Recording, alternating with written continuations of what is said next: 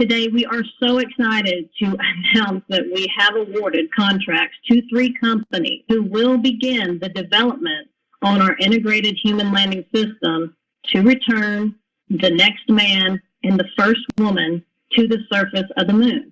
One thing we were striving for with these solicitations and announcements is to see what U.S. industry could bring us with respect to innovation. And boy, did they deliver. We have 3 notably different architectures, from a 1-stage, a 2-stage, and a 3-stage architecture.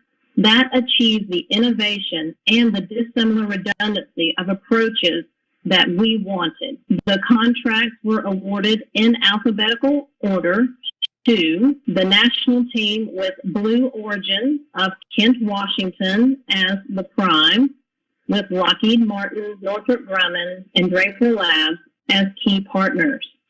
Blue's national team's design is a 3-stage architecture consisting of an ascent, descent, and transfer element. A unique aspect of the Blue Origin team is their ability to leverage the Orion Heritage System for their ascent element from Lockheed Martin. Blue will develop the descent element, and Northrop Grumman will provide the transfer element. Their development approach includes an uncrewed lunar landing test flight for the descent element prior to human missions. The second one in alphabetical order is Dynetics of Huntsville, Alabama, who is leveraging over 25 companies as partners. The Dynetics design is a 2-stage architecture with a common ascend and descend element and anytime abort capability. It has a unique low-slung crew module, putting the crew very close to the lunar surface for safe access. Dynetics will perform a demonstration flight to verify key capabilities for its lander system. The third company that we awarded to is SpaceX of Hawthorne, California. The SpaceX design is a single-stage solution using their Starship concept. It provides extensive volume for the crew with 2 airlocks and ample downmass capability. It can land up to 100 tons of cargo on the moon. It builds off of their Falcon and Dragon heritage.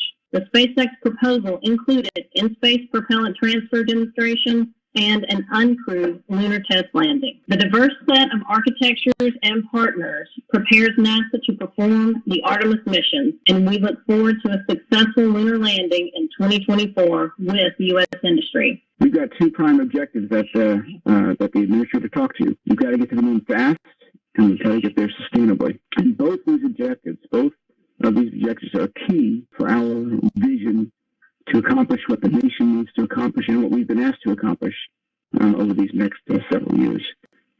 Make no mistake, this is not going to be easy. Even with all the work we've done, with all the work our partners have done, this is still going to be a lot of hard work.